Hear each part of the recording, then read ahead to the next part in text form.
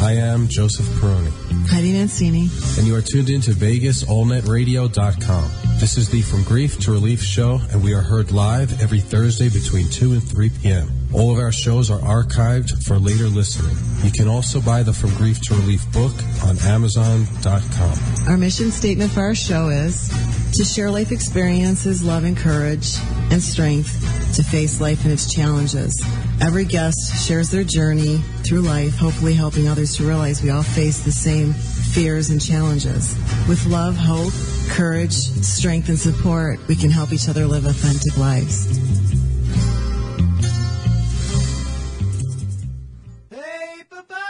Paperback writer.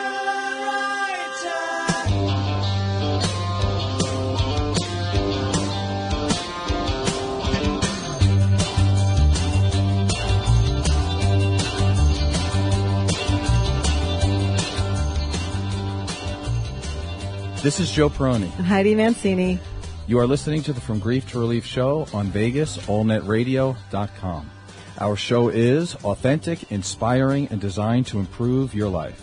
We are here every Thursday between 2 and 3 p.m. We are rebroadcast on Friday at 11 p.m. and Wednesday at 11 a.m. You can visit our archives where we have covered everything from sex addiction, no such thing, ancient philosophy, why you would like philosophy. The first part, philo, means love. Safi or Sophie means life, so it means the love of life, so that's why it's important. Yep.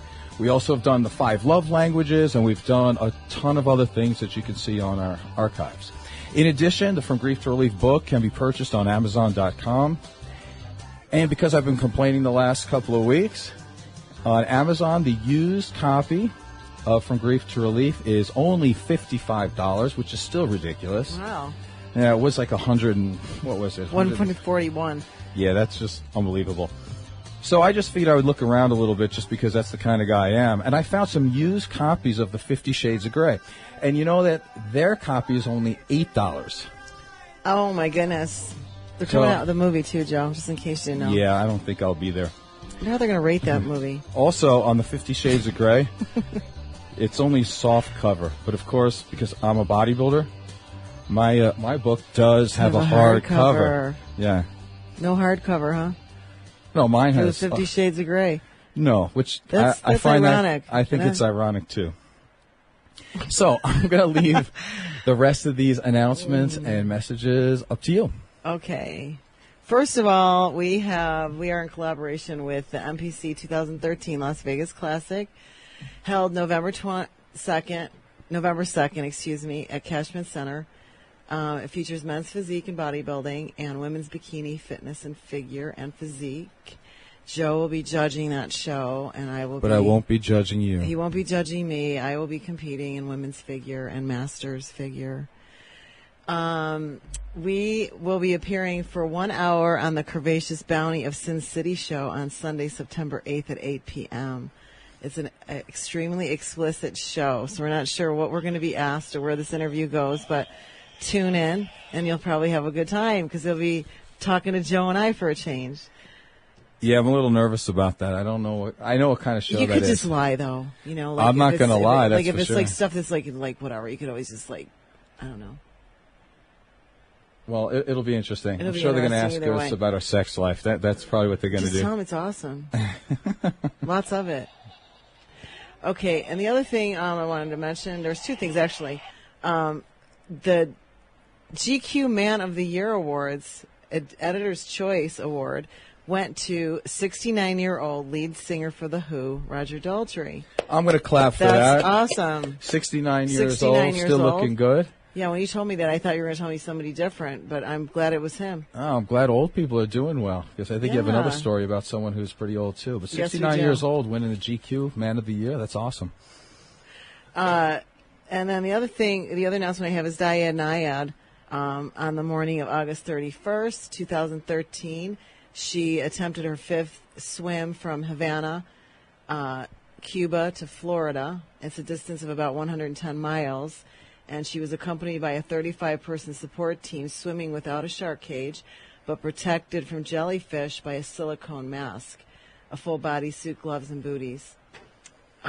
Before reaching Florida, Naiad broke Penny Palfrey's 2012 distance record for the Cuba to Florida swim, putting Naiad closer to Key West than anyone swimming without a shark cage.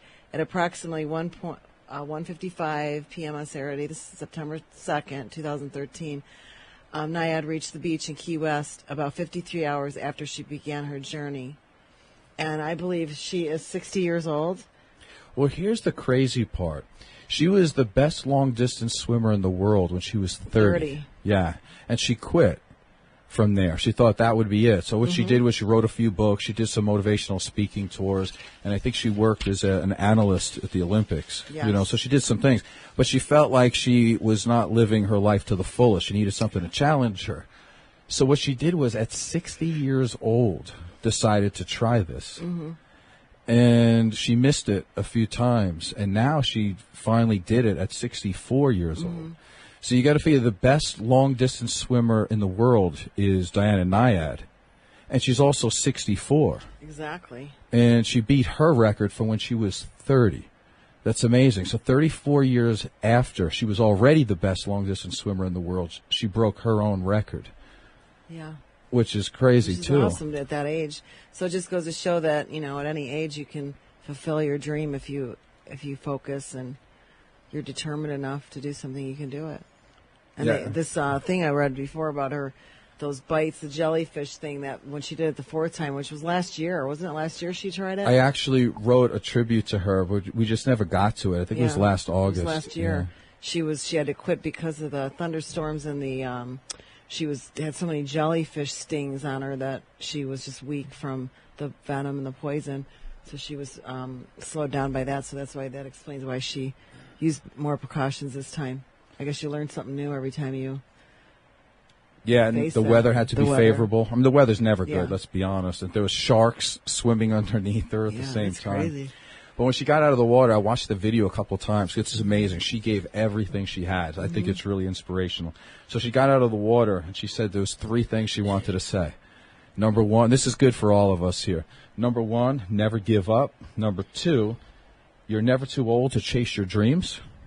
And obviously, she proved that. And number 3, she said something to the effect of that swimming looks like a one-person sport. Right. But it's not. It's a team sport. And like you said, there was like at least 35 people behind her doing this. Yeah. Yeah. Then after she said that, she basically collapsed. Some lady was holding her Well, how up. many hours straight did she swim? Well, let's figure it out. Well, I think she did it in 53 hours. But let's understand something here. That's 53 hours of steady motion in water. Think about what you can't do for 53 hours. Like, you can't even sleep for 53 hours. Right. Or put it the other way, can you even be awake for 53 hours? That's longer than 2 days. That's just to sit there and not do anything. She's moving for 53 hours. She only stopped a couple of times, and that was just to throw up. And she kept going. What's the song she sang for Janis Joplin? She sang a bunch of songs, but she was talking about how she sang Me and Bobby McGee by Janis Joplin. 2,000 times. 2,000 times at the same rhythm, which goes with her hands. It's a 4/4 beat, and that would keep her in time. And she said it took her, I think it was, to say it 2,000 times, took her 8 hours and 45 minutes of straight singing. And that was just one song. And then she would go on to another song, and then another song. And she would sing just to keep everybody else going, because they were getting tired just watching her. You know, they were taking turns, too. They had to go to sleep for a little while, too. So I just think that's amazing. And I love that these people here that are doing these great things are in their 60s. Because we kept hearing that 60 is so old. What's the retirement age now? What, 65? I don't know if they raised it or not. 65. I think if you do the right things, you can retire at 62. And these people are hitting their prime as they're going into their mid-60s and going up into 70s. I think that's great. You know why? Because we're getting there. Because I'm hopefully I will. Speak for yourself, Joe. Well, let's face it. Hopefully we will get to that age. I want to live to be like 82. That would be a perfect age. As long as I can move around and I have my faculties and all that, I would be happy with that. Well, speak for yourself, because I want to live forever. But you can't, Joe. Yeah, I know that. I wish you could. I wish I could too, but. So today's show, what we're going to do is, We don't have any guests, so Heidi and I are going to run the show. We might make a couple of phone calls here. But what we're going to do is we're going to help women try to understand some men.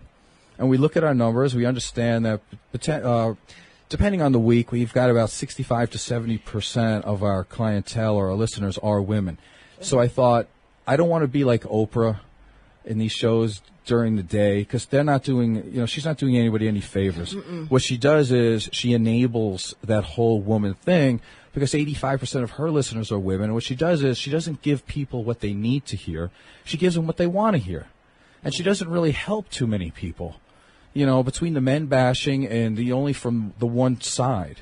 So I'm not here to bash anybody. It's just the idea of Heidi's going to help ask some questions so we become more aware of what men really want, what men think. Do we have feelings? We've talked about that before, but why necessarily do we not show them all the time? And what we're looking for in a woman. Because I've heard you talk to your friends, which I think is pretty interesting. And it's amazing how women get together and they talk about what men think. All you have to do is turn to a man and ask him. Ask the guy that you're with. I just had this conversation with somebody the other day that when women are together, and I don't know if all men are aware of this, but they have a tendency to talk a lot about men and how men are, and a lot of times it's not positive things about males. It's all the negatives that they think they want to point out about them, or they'll say things like, well, I don't understand why he doesn't say this, and I don't understand why he doesn't do that, and he doesn't listen to me, and when I'm, and all these things that go around the room. And the fact of the matter is, I said to Joe, I said to this lady, why don't we should just ask our partner that we're with instead of asking a female, because obviously I don't know how you feel, because I'm not a guy, and because I relate a certain way. I wouldn't say we're more emotional. I think women are more dramatic. Emotionally reactive, because women just go crazy at times. And then when it's all said and done, then they spend, I have girls that tell me, then I spend the next week doing damage control because I'm saying a sorry to everybody that I went crazy on. And, and they go, but men aren't like that. Men are just so quiet. They just sit there. They don't say anything. What's up with that? I wish they would talk. I wish they would, and the truth is that I don't blame women for that at all. I don't. First of all, they're raised like that, and then they actually do look for answers. But here's the funny part. Again, of the disposable income out there, women spend about 85% of that. So what happens is that the authors of these books write to women, and instead of, again, telling them what they want to hear, because they're trying to get their books to be heard. They want them to be read. And so they don't tell women the tough truth about things. Right. And the same thing with Dr. Phil. It's such an anti-man bias that you don't really get the answers on anything.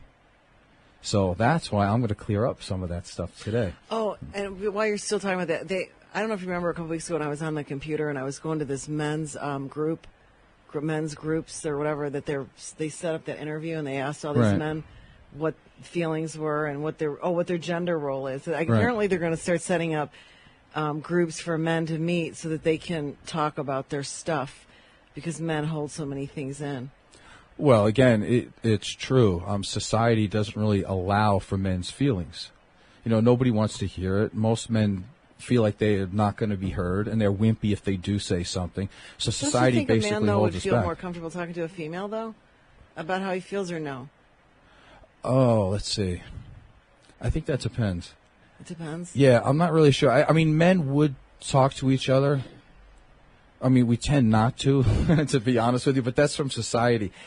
I don't know. That's a good question, actually. I think if a woman was open and not trying to be judgmental and not trying to maybe punish him for being who he is, I think men would more than want to open up to a woman. Because let's be honest, if you're a heterosexual man, you don't really want to explain yourself to a man, because all you're doing is talking off of a wall, because you don't really want a relationship with a man. Right. You really want to be understood by a woman, but typically women have a real tendency to punish men for being who they are. Like, you'll ask me things like, do you find that woman attractive? Well, I'm not dead, but I can't say yes, because now you think I'm cheating on you because you're insecure. Right. So, right, it goes in a circle. But it kind of can be a secular thing, too, because it could work the same thing with you. If you said, do you think that guy is more muscular than me? And if I said, yeah, you could be a little tweaked by, I don't know, but I think equally, I want to just say this, and I'm not going to say it again during the show, and I mentioned this to you earlier. One of the guys on the thing that responded back to my question, Scott Buckman, I had said equally on both sides. I think that there's issues about how we're being raised, how females are traditionally being raised to think, and how men are being treated, that when you grow up, I remember my father with my brother telling him, hitting him in the back of the head if he started crying, or Right. he'd say, "What are you doing? That's not what a man does." Or I remember when he came home from work one day and he saw my brother playing with my sisters and my dolls. My dad freaked out. He's like, "He's going to be gay. He's going to be this. I don't want to ever see that again." And so I understand the whole. I don't understand it because I'm not a guy, but I also understand. You've seen it. I've seen it, and being raised as a female too. You're told about certain ways a female is supposed to act growing up, or society doesn't accept certain things, or you have to look a certain way, you're not considered eligible, So I think sometimes it's just different things are being done with the sexes, right. But they affect us as we grow up. Women have self-esteem issues, and they have insecurity issues all the time, and men to this day still have a hard time communicating their feelings, and I think it's a combination of parenting, and as a society we're still saying, if a man cries, he's a baby. If he shows emotion, he's gay. I mean, they always associate feelings all the time with gay men. Only gay men have feelings. Well, why don't straight guys have feelings? And I think it's because, we come down to it again, you guys don't show that. Right, but that's because it's a women-centric view. In other words, you expect a man to show feelings and to be emotionally reactive. But that's because you're a woman. You're expecting me to be a woman. So that's you're judging me on my ability to be a woman. Well, I think what you're saying too is I expect you to communicate like a woman, not right. be a woman. Because if I wanted to be with a woman, I'd be with a woman. Right. Well, that's true. So I think, like, on an emotional level, I think what frustrates me, or when we've had our little communication, called the black hole in between us, right? It's because I think sometimes, from a woman's point of view, I think you don't understand me, and you're probably standing there going, I understand her, but I don't know how to. If I say this to her, because I've said this to you before too, that you're hardcore, and that your thought process is very, like, you make a decision and you stick with your decision. You don't second guess yourself. You make a decision and you go with it, and that's the man thing to do. Well, I agree with what you said, but let me try to just change one little thing. Okay. When a person looks at both sides of an issue, and actually, let's face it, every little point has 360 degrees, right? So let's say you look at all the issues you can, and when you figure out what's best for you, and you make that decision, you've done the best you can. Right. So you don't have any regrets, and you don't look. So you're right. When I make a decision, I've already made it. I did the best thing I could do. I do not second guess myself. I don't call that manly. I call that being an adult, right? I call that being a functional human being. And as a man who has raised two daughters, I also feel that the language is sexist. Like, when you see a man stick for himself, you say he's a man. When a woman stands up for herself, you say she has balls. And I'm like, well, why is that? She doesn't have testicles because she stood up for herself. She stood up for herself because she's a strong, functional human being. And see, I take that as a personal thing. Like, I don't look down on women. I want all people to be functional. I want all people to be correct and to be strong. I don't think that's a manly thing. I think that's a humanly thing. True, and I think what that one article that we listened to the other day on the internet, the thing I found interesting was the younger men, when they said, "What is your definition of a man?" And all the younger men, or what the gender roles and different things, and all the younger guys said the same thing. They didn't look at it as a male, female. They looked at it as a human being, and there was no differentiation between genders. It's not like it was, because you listen to the older gentlemen, right, and they still were saying the same things that I would hear my father say about, the man paid the bills. He makes the decisions in the household.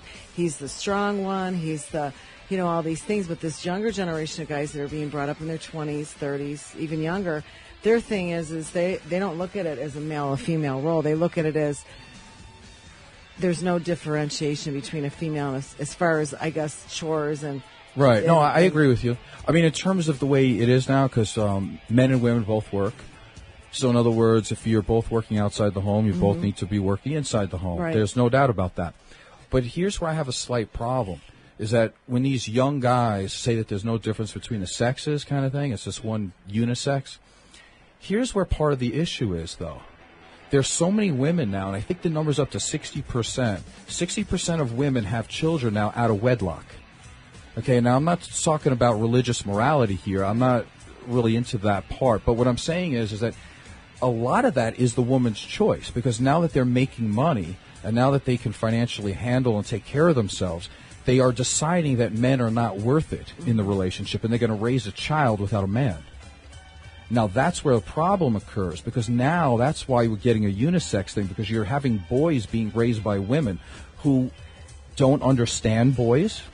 You can't expect them to understand boys because they don't even understand men. What the boy hears is that he's not worth that much, because she decided her choice to raise this child without a man. Why? Because he's not needed. Well, then what does the boy feel as he gets older? That he's not needed. He has no purpose. So that's a bad thing. And then when you have a boy and he's very aggressive and he's trying to figure out his environment and he's trying to test out new things, they're very active. The number is ridiculous. I think it's like 25% of kids now in junior high, or boys I should say, are being medicated for ADHD. Listen, these kids don't have ADHD. They're just aggressive boys that need to play some sports. They need a man in their life. That's the big thing. This explosion of drugs for boys and this diagnosis of ADHD has exploded along with women having children with no husband in the picture, or at least no strong man in the picture. So what we're doing is, again, we're looking at boys saying, you're not right. You need to act like docile females. And so we don't like boys. And we're learning that in our house right now, actually, because we don't have a boy child, but we have a chow. He's a very strong male dog. And Heidi, of course, was going to go crazy and she wanted to move the one dog out of the picture and punish her for trying to bite the little boy. But here's the thing. Dogs are dogs. They will teach the other dogs not to steal the other dog's food. Mm-hmm. They will teach them how not to bite the other dogs in the tail. And if you were to reprimand the older, smarter, more mature dog, what you're doing is you're enabling the little one. And that's what happens. And not to keep expanding this because it's huge. I know you were talking about Al-Anon, I think, the other day. And it's funny how you slipped and said this. You said, if we went there, it would be a bunch of women hanging out, and it would be a nice support group for women. The funny thing is, this Al-Anon group was not only for women. It's just that many women go there more than men. And the reason is because one of the things that Al-Anon does is it teaches you how not to be an enabler. And the thing is, a lot of these women are angry at their husbands. Mm-hmm. They're saying that they're emotionally have checked out. They haven't emotionally checked out. They stop enabling their children. They're not going to give money to their kids who are on drugs. Right. They're not going to enable their kids to cut themselves and starve themselves and do everything else in the world that they can to be a human voodoo doll, because they do these things to themselves to show their pain, to hurt their parents. Right, and men, real men, won't put up with that. True, but I think that the difference between men and women, too, with that, I don't know. I mean, you can change things in the future, but the way I was explained it with the Al-Anon, too, is that, you know, it's basically for the enablers, but, you know, not to bring my situation into this, but I will, because a lot of times I keep a lot of things secret because I don't want people to know my life sometimes. Right. But, you know, the reality of it is everybody goes through something in their life, and I'm finding out that, you know, me trying to keep it a secret and trying to hide because I'm embarrassed or I feel like it affects me as a human being, that people are going to judge me as a mom and everything else.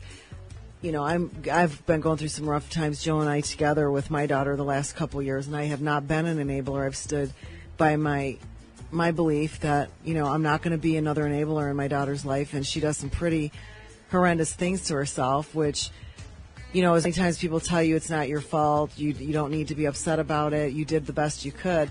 I have a very hard time dealing sometimes with the emotional end of it, that of the guilt, that maybe I have a little bit of guilt that maybe I didn't do something when I should have, or maybe I made the bad choice when I should have, and I want to go to this group just to find out what I can do to forgive myself, and what I can do to be able to say, okay, well, she's doing another crazy today. My life is really good right now, and be able to just have that kind of I don't want to say no care attitude, but I think men a lot of times are able, like you said before, they're able to look at something and say, I'm not going to be an enabler, or I'm going to put a bow on it, or tie it up and put it away. Where women, you said, we've talked about this, ruminate over the same thing over and over again. We want to beat ourselves up. We want to, I don't want to beat myself up, but at the end of the day, with feelings, See, the rumination part is a negative comment. It means that you're rehashing the same negative stuff again. And that's a big difference. That's part of the amygdala, part of the brain that, women's are more developed. So that's what happens with that. A man, see, if you want to talk about rumination, I've thought about all the negative stuff. And I've phased each and every one of them out in a scenario inside my head. And then I figure out the best possible move. And when I make it, I'm done. Because I already made the best move. Right. So that's why I don't have to continue to keep thinking about it. That's why I have no regrets. I don't feel guilty about anything, because I've done every possible thing in the world to do. And that's not to diminish how you feel. I think for me, it's not a feeling. Like I said, I want to get back to the feeling about men, because we're not talking about me right now. But what I said to my client yesterday was, it makes me feel sad. And it's not a sadness because it's me going through it. It's a sadness that if I knew somebody that was going through that, or I have a friend that was going through it makes me feel sad that another human being devalues themselves that much that they don't think they're worth anything. And whether it's my daughter or somebody else, it just makes me feel sad that I can't help this person. Nobody can help this person. And it's like, what state of mind are you in, or where are you in your wherever that you're like this? I don't get it.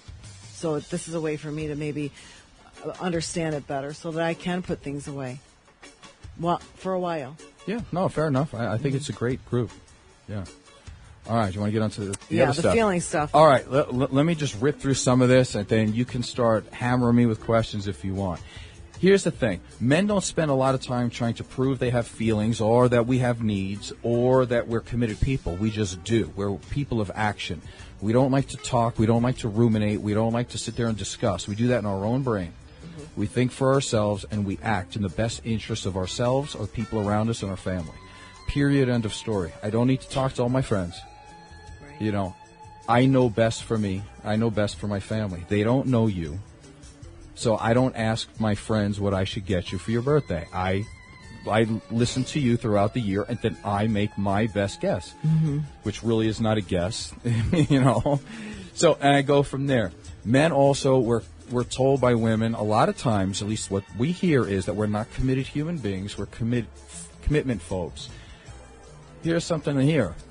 Ask yourself this stuff, though.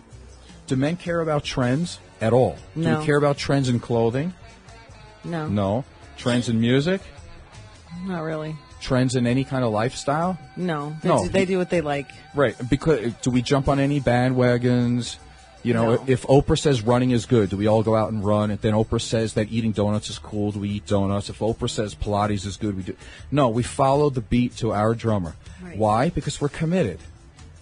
When you're committed to 1,000 things, and you're committed to what the next icon tells you to do, you're not committed to anything. So men are committed. That's important. Why is a dog considered to be a man's best friend? Because we love the loyalty, and then we love the adoration. Period, end of story. A diamond's not our best friend. That's an inanimate object. It has no love, no care, no feel. We could care less about it. We're not trying to adorn ourselves or anybody else. Because all the stuff that's worth anything is right inside the heart and soul. That's how I see it, and that's how most men would see it if you would talk to them. Just to reiterate, a couple of weeks ago, we were talking about the men's responsibility in having the relationship, which is basically all of it when you think about it. We start the first talk. We ask you for the first date, the first kiss, the first sexual anything that moves on, asking you to be married, those kinds of things. But Here's the truth of the matter. I left out one thing that day, so I'm going to say it now. Women do lead in one part of the relationship where they really take the lead much more than men ever do. And it's the one part where women really step out and really say, this is what I want. They don't pick the man that they want. They accept the man who asks them. That's a fact, right? Yeah. Okay, so what do women really step out and do? End it. They are 67% of women are the ones who file for the divorce. The only part of the relationship where women lead in is the filing for divorce. And the number one reason for the filing of divorce is what we call in counseling is the differentiation of self, meaning that you've lived your life for everybody else except for you, which means that you're not committed to anything. Because when you're committed to everything, it means you're committed to nothing. It's like if a man says, I have 5 girlfriends, it means you don't have any. Because if you had one good girlfriend, you would want to be with her, right? Right. If you're a coach of a football team and somebody says, hey, how many quarterbacks you have? You said, I have 3 great quarterbacks. No, you don't, because if you had one good one, you'd play that person. You don't play 3 quarterbacks. You get what I'm saying? So the point is that the differentiation of self as the technical term. The lay term is, and you know, it's a midlife crisis. Mm-hmm.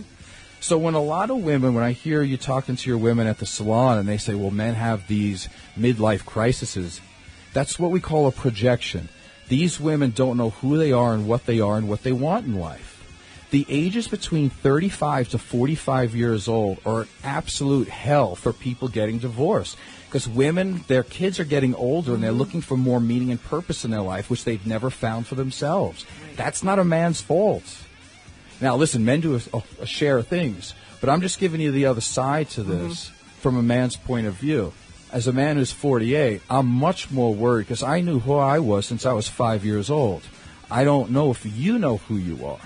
And we don't need to say that on the air or not, but you can answer that for yourself. I do now, but he's right. When I was like 35, 30, whatever, you go, what the hell? Yeah. So let's talk about the other. I'm like, what the heck am I doing? And that's true. So let's talk about the other parts, okay? So 50% of the marriages end in divorce. Mm-hmm. Most of those ended by women.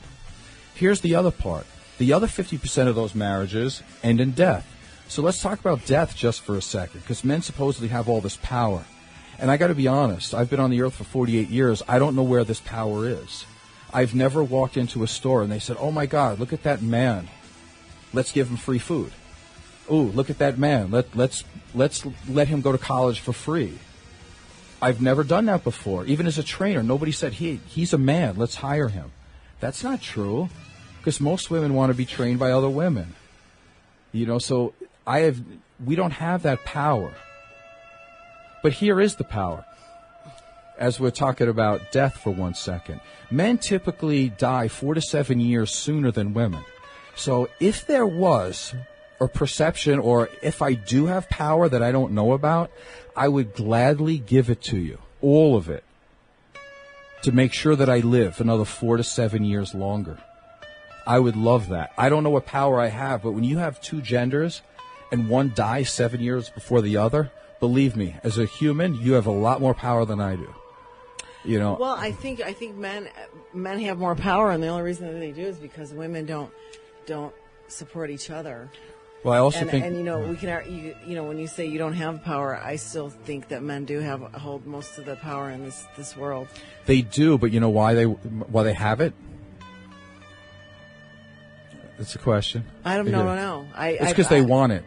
Right. It's because they want it. It's like saying, you know, Randy's our board operator. Why is he a board operator and I'm not? Because he wants to be a board operator. You know, why am I a bodybuilder? Because I'm dying to be one. Listen, if it was my goal to make more money, just only to make money, I probably would have been a doctor or a lawyer. And if I'm in business, but yet I take off maybe 5, 7, 10 years to raise a child and stay at home, that's an excellent thing to do. But you can't complain about the guy who was working for 7 to 10 years and breaking his back. Right. That guy's going to be up the ladder more, not because he's smarter, but because he's taken more time to do it. That's not a sexist comment. That's just time. That's just turning that wheel over and over and over again. Keep digging. And you know? I do, and I think too, because women have been pushed to do more as we evolve. I'm not sure if we're evolving or not, but definitely the female's role has changed a lot. I mean, I think about my mom when she was raising us kids, and she stayed at home, and she was a mom, and she stayed at home. And I remember my dad making remarks about, well, how hard is it? You're home all day, blah, blah, blah. But here's the other side of that. Today, women have to do that. Plus, we go out in the workforce, and we work, and we bring home money to help with the household. And yeah, that's true. All these things. And I think that society as a whole, and this is my opinion, is pushing both sexes in directions that I'm not sure if it's a really good place for us to be going, because people don't know what their roles are anymore. And I think it causes a lot of dysfunction in relationships and in families, because again, you talk to people and they go, well, my husband does this and my wife does that. Oh, my wife is, and before you know it, you start going, what the heck, Well, I think a lot of disappointment comes when you start comparing yourselves to other people. I think you need to live your own life. Right, and that's why I said. And again, I don't want to day. make this as a war of the sexes. I could not care less about that. What I'm saying is men need a voice, and most of our listeners are women. So this is Grief to Relief show. I think they show. need to ask their partners. I think women, instead of when they have an issue with a male, instead of saying to their mom or their friend or whoever, I can't understand why he doesn't talk to me when I talk to him, or why is he, whatever. You need to ask him. And then if he still doesn't communicate with you, because that's the other complaint I hear, is I do try to talk to him, but he doesn't talk to me. Well, I can tell you the reasons for that. I'm a man. I'm right in front of you. You want to ask me a couple of questions? I'll just throw it out at you because the point is, it's not man versus woman. It's a man trying to explain to you how a man feels and what it's like to go through life as a man. Mm-hmm. Period. It's not against women. Men love women, as I will explain as I go through this a little bit. But here's something that women tend to, and I know you mentioned this before, who do men want to spend their lives with, right? Mm-hmm. And also, who do men actually want to spend 3 minutes with? I can tell you that, too. So here's the thing, depending on what kind of girl you are and what you're looking for at that particular time. You have to ask yourself, is this man looking for a hole or is he looking for a soul? Right? It's very cut and dry, you can tell. Now, hole. Think so? What do you think a man looks for? Honestly, I think a man looks for a soul. All right, good answer. But I guess it depends on your age. Like, well, if you're a young boy, you're a young man, you're looking for just where you can score. I think as men mature, then they start to realize that there's a little bit more than the whole. We all men have looked for both at different times, just like you have. Sometimes you go and eat fast food, and sometimes you want gourmet food. Gourmet food. That's the way it is. So let's just go with this then. What do you think will get you in the door for a man who's looking for someone for a long time, for a lifelong companion and partner? What gets you in the door? Care. Attractiveness. I'll be honest with you. You can't notice people if they're caring if you don't. Right. If you're not attractive. Look attractive. So attractiveness, it's true. Okay, I'll be honest. Attractiveness will get you in the door. But what's going to keep you there? I'll give you the answers. Compatibility. Mm-hmm. Absolutely number one on a man's list. We want to be happy, period, end of story. If they always say, if the girl's not happy, nobody's happy. That's because we care about your happiness. Mm-hmm. We just want things to work out well. We want compatibility. But how do we do that? In general terms, we just want someone to let us live. Mm-hmm. Live our life. You don't have to be our mother. You don't have to tell us what to do. TV, a remote control, and a beer. You don't drink beer, though. No, but I'm saying, whatever the man's lifestyle is, the idea is not to change him. Just let him be who he is. It's not your job to change him. Mm-hmm. It's true. You're not the mother. The other thing is we like women who are independent, that can take care of themselves, that have their own thoughts and their own minds. Mm-hmm. We like girls who like sex for the thought of they like to have sex, not because they're giving it to us because they think that that's the ticket to ride kind of thing. I got a ticket to ride. Who sings that song? Oh, the Beatles. Ticket to Ride. Yeah. So let me break this down. Ride. Let me. Okay. As a young guy, right? As a young guy, we could go with this. We like sex, drugs, rock and roll. It's pretty simple, right? But as a guy gets older, we like wine, women, and song. It's the same exact thing. Mm-hmm. The only thing is we're just a little bit more eloquent about it. right? Instead of saying drugs, we say wine. Instead of saying sex, we talk about the person. We say women. And instead of rock and roll, it could be song. It could be jazz now. It's the same thing. Men love women from when they're young to when they're old. But here's where the problem is. We look for women who are sweet and caring and loving. After a certain age, many women, not to be mean, but they get angry and bitter, and they become very, let's say, negative towards men. Mm-hmm. Do you think a man's going to like that? No. We want women who are optimistic, not pessimistic. And that's a problem a lot of times. So women have a tendency to say, well, you only like women who are younger. No, we don't. We don't card anybody. We don't ask for birth certificates. We don't ask to see driver's licenses. We just want someone who looks at us and says, wow, I love that man. He's so awesome the way he is. And I smiled at him, and he smiled back, and I make him smile all the time. And I want to have sex with him because I want to be close to him. Not because I need to give him a little so I can get some money. Yeah. That's the thing. And if you're an angry, older, bitter human being, nobody wants to be with you. I don't care what age you are. I don't care if you're 18. It doesn't matter. We don't look at men love cougars, if that's the term that you want to use. We love older women. We love older women because they have a higher self-esteem. They know what they want. They're more independent. They're honest. So a lot of these things, I know women tend to be married to these things where they get so ingrained of men like younger women. Men only like looks. Men only like big boobs. None of these things are true. They're true for a certain percentage, but overall, some things will get you in the door, but they'll never keep you there. Right. When a man looks at a woman who has fake breasts and the biggest boobs ever, do you know what I'm thinking? I don't know, tell me. The bigger the boobs, the lower the self-esteem. All right? The bigger the boobs, the lower the self-esteem. The bigger the collagen lips, the lower the self-esteem. Now, if I'm looking to be with a whole and not a soul, that's a good place to look. Why? Because she's showing off her breasts only in a sexual way, and she wants to be known for that. So it's just obvious. If you want to be known for your sexual exploits, then don't come to me wanting to be a lifelong companion. It's very simple. Will I look? Of course I'll look. Does that mean I want to marry that person or be with them for the rest of my life? Absolutely not. Can big fake implants be attached to a very loving, caring woman? Sure, but I doubt it. As a man, I doubt it because I could see the low self-esteem and that she wants to show off not for just me. She's showing off for all men for all time. And I could be a jerk by saying that, but I'm telling you, most men do not want the girl that they're in love with to get implants. You've heard some men buy women implants, but that's because they want to make their women happy. It's not because the man wants that. Right. So all of these things are not true. So when you look at it, again, we want confident women. We want women who are height and weight proportionate, not skinny. Let me repeat that. Not skinny. And even if you felt that way, let me throw this in because I'm a man and I know the facts. I'm a man, right? You can't tell me what we like. I know. Let me just go by a simple fact. 66% of the women in this country are overweight. 1/3 or 33% of the women in this country are obese. None of these women have problems finding men if they're nice.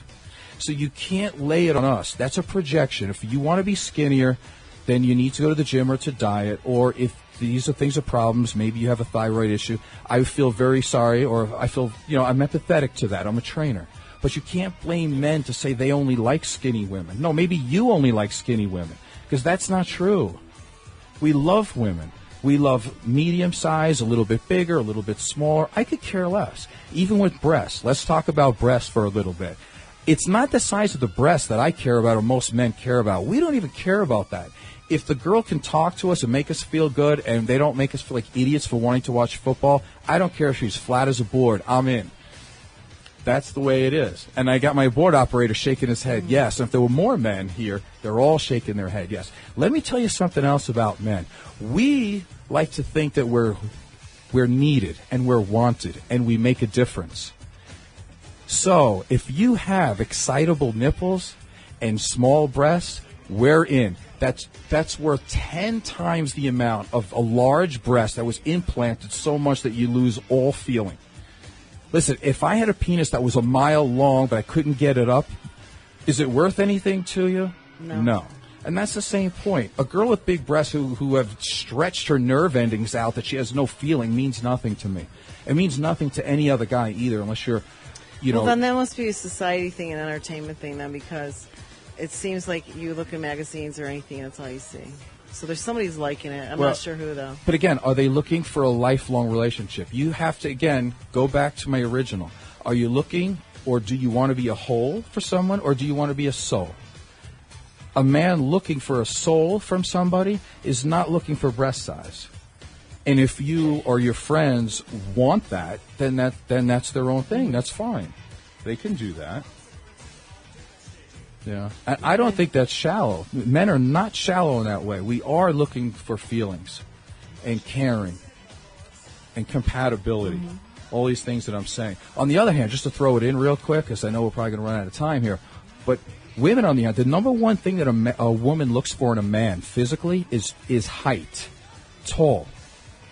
You know how disparaging that is? And going back to our original thought of why men are not allowed to have feelings, you can't have feelings because if it hurts you that you're not 6 feet tall, I'm sorry, because you're never going to be 6 feet tall.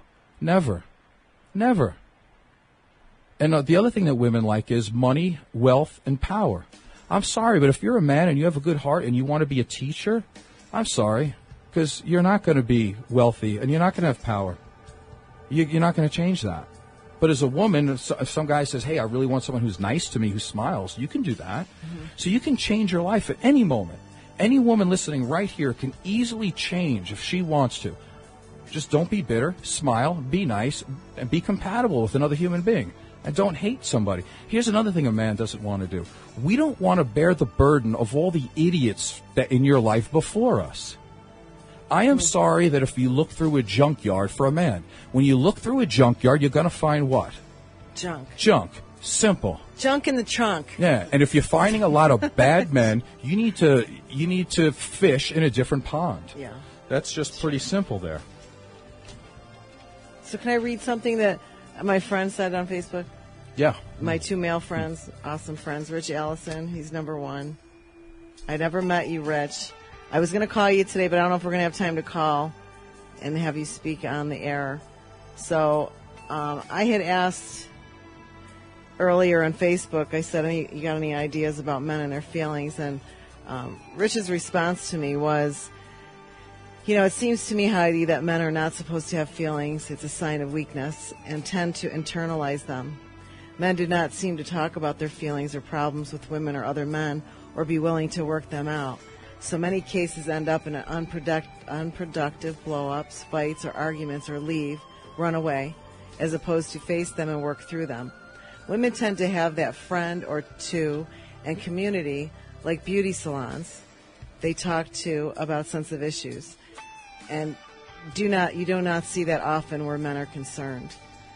So that, again, comes on what Joe and I are talking about today with, men's feeling. There's a common denominator there that men do hold back because of the way that they've been conditioned to think, and if they express... Right, we don't want to...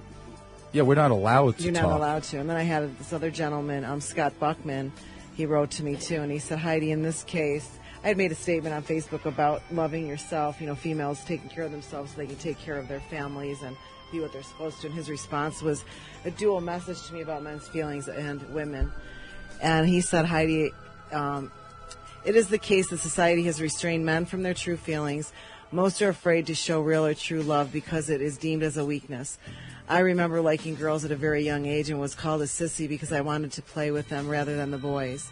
Funny how as we grow up, we want to do that anyway, but then it's accepted. I have been an exception to many rules my whole life because I was an individual and did not want to just follow the status quo. The truth is, we men have a lot of issues pushed on us by society. Women have always been seen as the root of evil, and unless she was someone you could bring home to folks, forget it. religion also has a tendency to demoralize women by turning love into lust and therefore immoral. And this was what I said before about women being conditioned growing up. You know, I was told if you like sex, you were a slut. If you wore makeup, you were a slut. If you were promiscuous, boys didn't like that. So, you know, girls are kind of fed certain things, too, about what's acceptable as being a young lady growing up. Yeah, absolutely. And he says, all in all, we have to think for ourselves, not someone else. And if we can't love who we are, then we will not be able to really love someone else. Agreed. So, Absolutely. we agree with all that. Scott Absolutely. and Rich. Allison. All right, so here's something ironic, I think. Let me ask you this flat out, see if you know the answer. What is the most sensitive part of a man? Think now. You know, can I say it? Or we're on the radio. The you end have of to his say penis, something. the corona. Yeah. Say it again. The corona, right? Is that what it's called? Your the answer corona? is yes. The answer is yes and no. Okay. Here's something that's interesting. The most sensitive part of a man. You ready for this? Yes. Your answer is correct, mostly in the United States. But outside the United States, it's not. The most sensitive part of a man is the foreskin, which without the boy's knowledge or consent gets cut off him basically at birth. So when we ask men, are they sensitive? I think it's ironic that the most sensitive part of a man is ripped from him at birth. Now here's the thing. Male circumcision, it was originally done because they didn't want boys to masturbate because it would embarrass their parents. And in other countries, like in Africa, where there's been this world outcry about female circumcision, where they will cut off a girl's clitoris because they don't want women to feel sexual pleasure. Think about that. There's a world outcry about how that should be outlawed. But yet, men in this country, most of us have been subjected to that with no thought process. They just assume that that's the way it's supposed to be. Now, things are changing there, too. But I could do a whole show on that, of why that would be okay. I think it was a religion. There is religion to that, some of it, but come on, let's be honest. Not that many people are that religious that the first thing they think of is, okay, let me cut my boy's penis, right? Part of it is, too, the medical thing. They kind of say, well, it's easier to clean. But that's not true either. You don't know anybody has cancer of the penis. That doesn't happen. And the other part is, if you really want it to be clean, let's talk about women's genitalia, about cleanliness. And also, let's cut off every person's ears because we don't want to clean behind the ears. So that's just a little thought I would throw in. I just thought that was ironic. Yeah. So let me just do this real quick. I think we don't have that much time left. So let's talk about what we want. You ready for this? Yeah, I'm ready. All right. This is what men want. We want someone who makes us feel wanted and needed. We want someone who makes us feel like we are Superman, even if we realize we are not. And remember this. No boy ever wants to be an accountant. No boy ever wants to grow up to be a cab driver. And we never aspire to be a plumber or a TV repairman or any of those things. We all want the same thing as young boys. We want to be big. We want to be strong. We want to be Superman. So here's a little test for the women out there today. Just try it for me, if you will. Take a look at your man when he's sleeping. It'll be easier if you do. Take a look at him when he's sleeping. And that guy that you see, that overweight, bald, aging, probably old, that man wanted to be Superman and fell short. But he has settled or is doing his best to try to be your Superman. And he hides his feelings because he feels that no one listens. And there's a reason for that, because not too many people have listened to him. And he fears being judged because he has been. And he doesn't want to be reminded of how far away from being Superman he really is. Now, you might think of him a little bit different when he wakes up. Mm-hmm. Well, you're Superman, Joe. Well, I don't know about that. I have to be nicer to you sometimes. All right, we have so much more on this, but we don't have any time left. I didn't even get to any of the videos or anything. So thank you for listening. My name is Joe Peroni. And this is Heidi Mancini. And you have been listening to the From Grief to Relief show. Thank you.